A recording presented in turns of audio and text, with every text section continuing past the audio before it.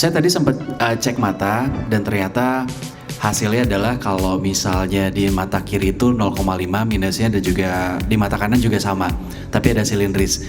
Cuman kayaknya 3 tahun lalu saya itu sempat cek mata juga di tempat yang berbeda. Kalau tidak salah hasilnya itu sekitar mata minus saya sekitar 1,75. Apa mungkin ada penurunan minus? Padahal saya sebenarnya termasuk orang yang nggak selalu pakai kacamata, dan juga saya kadang-kadang pakai kacamata kalau saya cuma nonton aja atau menggunakan gadget lebih lama. Gimana dok?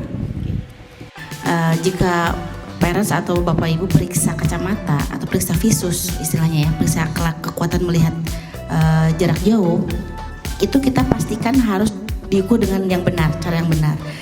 Tidak jarang ada yang kita sebut namanya pseudomyopia. Pseudomyopia itu adalah kelainan lihat jarak jauh yang buram, disangkanya ukurannya besar tapi aslinya enggak, atau disangkanya kecil padahal aslinya besar. Itu sangat dipengaruhi oleh kondisi mata kita yang lelah, atau bisa juga disebabkan karena accommodation spasm. Jadi otot micing kita itu bisa jadi lelah, otot buat ngefokusin. Kalau di kamera kan ada autofocus ya, blur jauh dekatnya jelas. Kalau kita tap layarnya, kalau kamera dekatnya jelas, jauhnya blur gitu. Otot mata kita juga punya pengatur autofocus itu, namanya otot siliari, atau fungsinya untuk akomodasi, memfokuskan jauh dan dekat. Otot ini yang bekerja keras untuk relax fokus, relax fokus, relax fokus.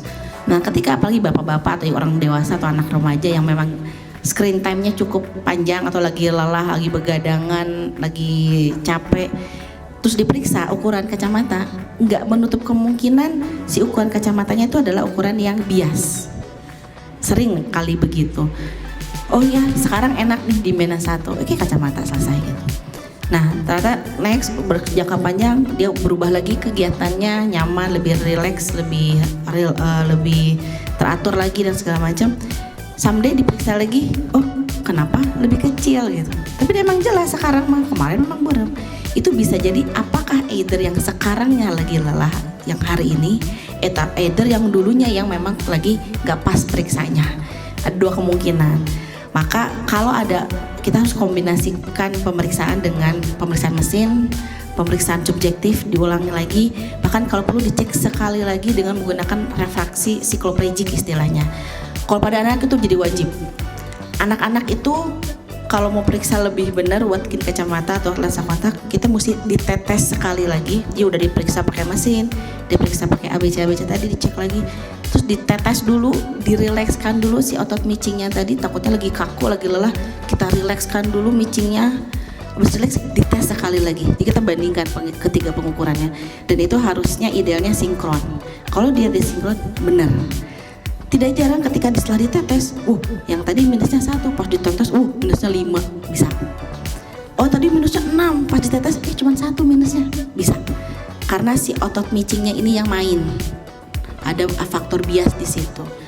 Maka ada juga yang memang nggak bisa cuma ditetes doang, harus ditetesnya sebulan, baru dia betul-betul relax, ada. Jadi memang kalau orang dewasa, enak sih, Pak Bu jangan micing bacanya, lihatnya biasa aja. Oh ya, anak-anak susah, anak maju mundur, itu bikin ukuran kacamata anak tuh berubah-berubah. Jadi bisa jadi kalau misalnya diukurnya dalam kondisi yang tidak pas, lagi nggak relax, lagi capek, habis stres, habis ujian, misal dicek, atau memang lagi capek aja gitu, banyak kerjaan deadline, dicek, kadang-kala mau ukurannya jadi nggak nyaman, apalagi lagi pusing, terus saya lagi capek dok, lagi pusing banget, saya buram, oke diperiksa, iya ada minus 2, bikinlah kacamata. Nyaman sih, seminggu 2 minggu sebulan nyaman gitu.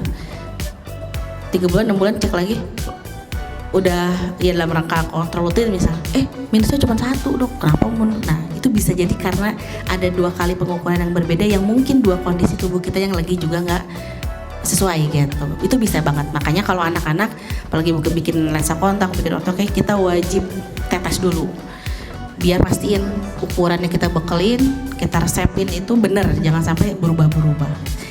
Kadang-kadang begitu, tapi kalau dewasa lebih banyak variasinya. Jangan-jangan memang ada kondisi gula nggak, diabetes nggak, hipertensi nggak, itu juga pengaruh. Perubahan itu juga bisa. Tapi secara theoretically minus silindris yang karena panjang bola mata itu nggak tiba-tiba yang tadinya panjang jadi mengkerut. Itu nggak mungkin, secara teoretiknya enggak. Cuman kelainannya itu masalahnya di situ biasanya. Gitu. Bisa jadi sih, makanya kenapa kita perlu berkala bisa jadi melihat perbedaan itu.